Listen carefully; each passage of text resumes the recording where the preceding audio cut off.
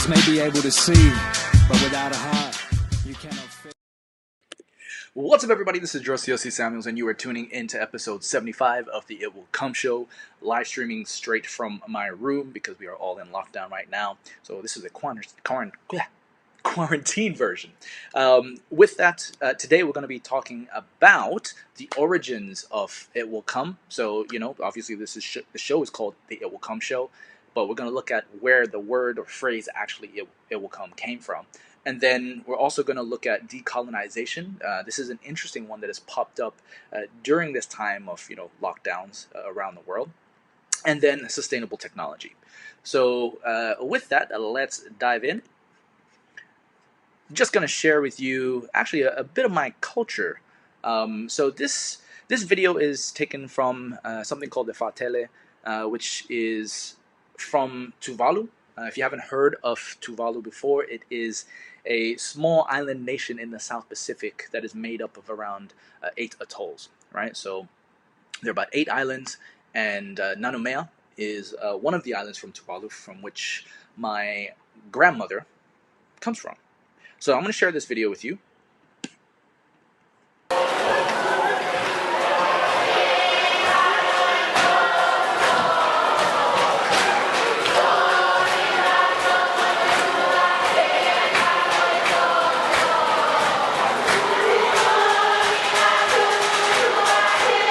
And I'll just say, like,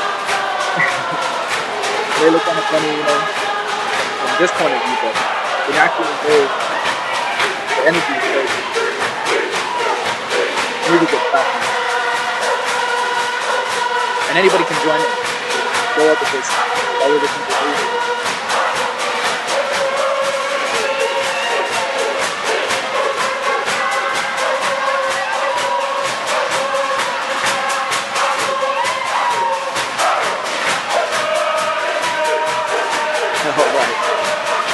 So the reason why I showed that to you is because the origins of the phrase "it will come" actually come from my great-grandfather, from my grandmother's side, my mother's side. And "it will come" actually is it's from a Tuvaluan phrase or saying that my mom used to use with me all the time growing up. And it essentially is "tena loe fanatu," which means "it will come" in Tuvalu. And so, because that was used so much growing up, it just became a mantra of philosophy, right? Because essentially, no matter what would go on, my mom would always say, "Tena loe fanatu," it will come, right? And so that's how it developed into even the phrase that I sign off with this show, which is, through patience and persistence, it will come, right? So the hidden meaning or the more deeper meaning behind it is from my great-grandfather. And the reason why he used that phrase goes even deeper, right? So let's have a look here. This is a weapon called the Kaumaile, and this is actually based off of a legend of a guy named Tefalaha. And Tefalaha is like a warrior, right? And also known as a spiritual warrior.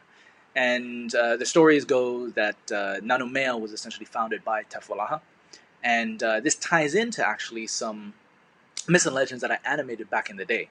So if you didn't know, once upon a time I actually had a name for myself as a cultural animator, because I actually started animating the myths and legends of Nanumea when climate change talks were rising, were becoming more popular, and when Tuvalu was actually at the forefront of a lot of these talks.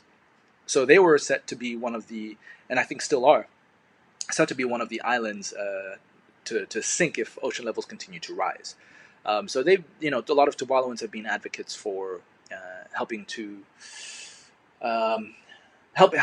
the world understand just the effects, the severe impact. And so, at the time I was still at uni, and I decided, well, if anything happens, what's something that helps keep the culture alive? And that's stories. And so I started taking all the myths and legends and started animating them, right? And so here, Tales from Nanumea was part of that story. And if we go to watch episodes, there's actually one about Tefalaha. Okay. The one about Tefalaha is here with Pai and Vow. So there are these two mythic. Oh my God! Can't even see what I'm looking at. Here we go. So here. So this is what I'm looking at, right? So Tales from Nanumea was the name of the series, and these were the episodes that I had animated back in the day. And so Pai and Val, the story of Pai and Val, were essentially, they were like these mystical spirit women that would go from island to island. And actually, if you go into the South Pacific, there are stories about these one or two women who have these long black hair, who potentially seduct men as well. But Tefala had an encounter with them and actually was able to sort of win them at their own games in order to take the island. And so yeah, what I was showing before was the Kaumaile. And this is not my great grandfather, but the stories tie into him. So, anyways, with all these stories, there was obviously a lot of they call them old magic, right? And so back in the day, when the Europeans started to settle in the South Pacific, they brought Christianity with them, and with that, Tuvalu had a sweeping change in terms of a lot of Christianity was being forced upon the population. People were converting, and a lot of the old knowledge was starting to disappear. Now, my great grandfather was actually one of the few on the island who still held on to knowledge of the old ways, and my grandmother, eventually said, asked my great grandfather, "Hey, Christianity is now here. Can you promise me that, like, when you go, right, can you please, take your stuff with you?" And what she meant by take your stuff was all this knowledge of the old ways, right? Because with Christianity, it was essentially, it was all about the new, and Jesus Christ was their savior now, and anything to do with the past was no longer valid. Interestingly, my great grandfather knew that this was just part of the changes, but he said, "Okay, my daughter, I'll take my stuff with me, but just know in the future, my mokopono and my descendants, they are going to come back seeking the old ways again, right? Den aloe fanatu, it will come." And so that's actually what the deeper meaning is around it will come, and why I use it. So a lot of the times when I am actually saying it will come, it's not just about anything that you set your mind to, it will come. But for me personally, it's actually about everything that I do is geared around helping to bring back old knowledge back again, right? Embedding it in modern ways, in ways that people can understand. And I've been seeing it, take place over the last however many years.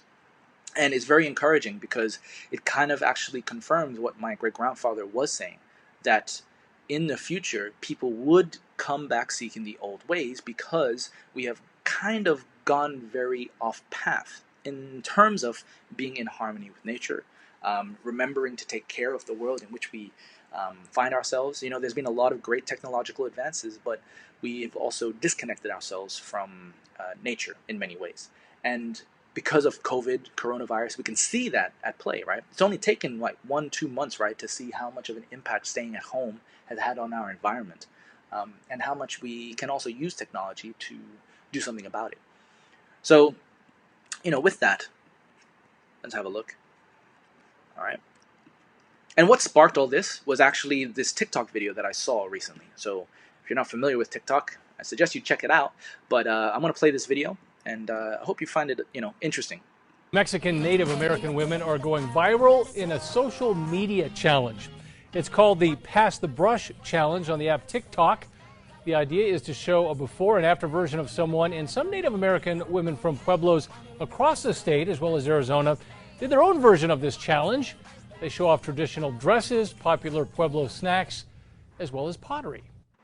There's so much beauty with the outfits and the jewelry, and just the uniqueness between the tribes that we had represented. I think it's just, it helps people remember like the beauty of our people and the strength we have and what we can create when we come together. The participants say they were inspired to get creative and share their culture while they, like everyone else, were stuck at home. Yeah, so I found this awesome. I found this fascinating because now we're using technology to kind of go back to our roots, right? To use it in a way that, let me just pause that. To use it, again, to go back to our roots, right? And I think that's very important at this point in time because everybody's at home, finding themselves locked in in quarantine, and it's about reflecting. What matters, what's important, and so I found those videos just to be beautiful, and I think we should have more of that where we can actually learn to respect each other's cultures, right? Instead of using it as a reason to divide ourselves. So, yep, this here was also another article that was shared by Sana, and you can follow her here. She's really, she shares some really interesting content, which I find interesting, all about good proper journalism. And the pandemic here, you can see the pandemic can be a catalyst for decolonization in Africa, and I think this applies actually to any sort of non-Western country. And I think personally this is a good thing, right? This is about balance and harmony again. Things go too far one way, needs to snap back to an equilibrium, right? A center point. And so you can see here, as the West focuses on its own survival, Africans have the opportunity to complete what their ancestors started, right? And exactly what I was showing you, I think this is equally as important even for my own Polynesian families, right? And anyone that has experienced colonization. Using technology, what we have now, using this time at home to really start digging deep. Okay, let's go back.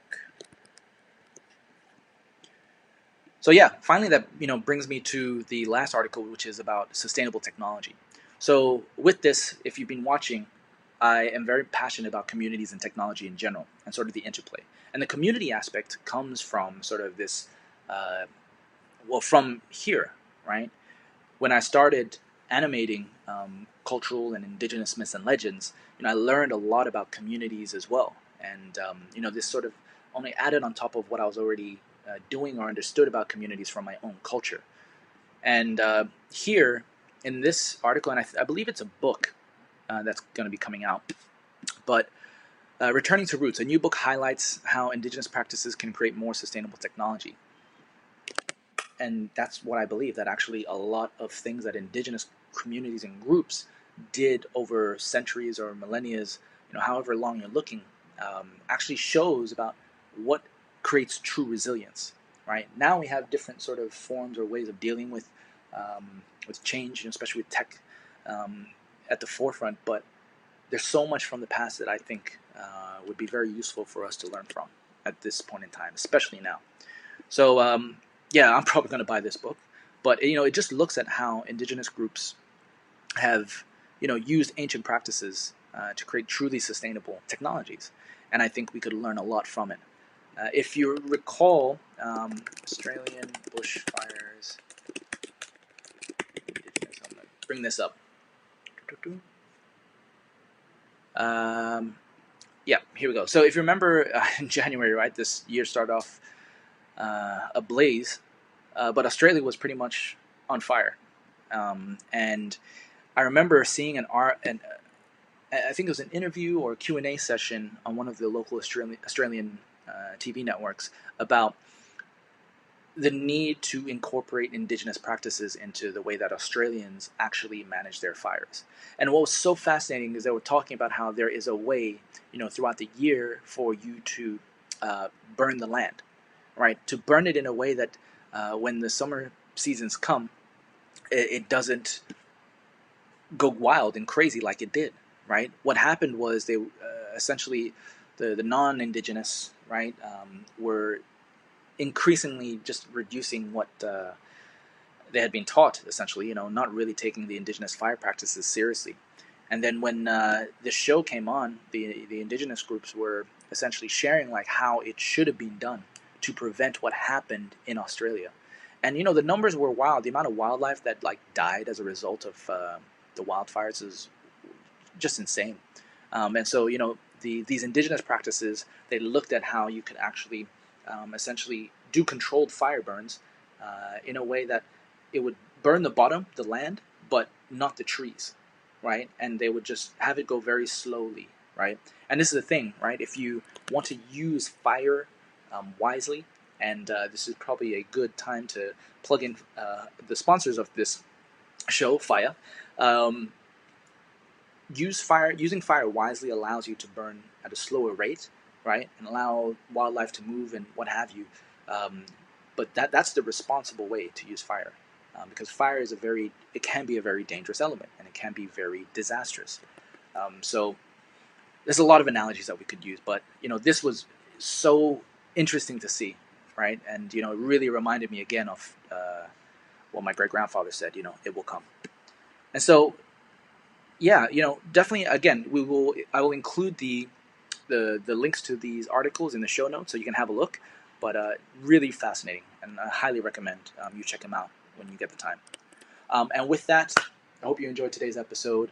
And remember, as always, through patience and persistence, it will come. The eyes may be able to see, but without a heart.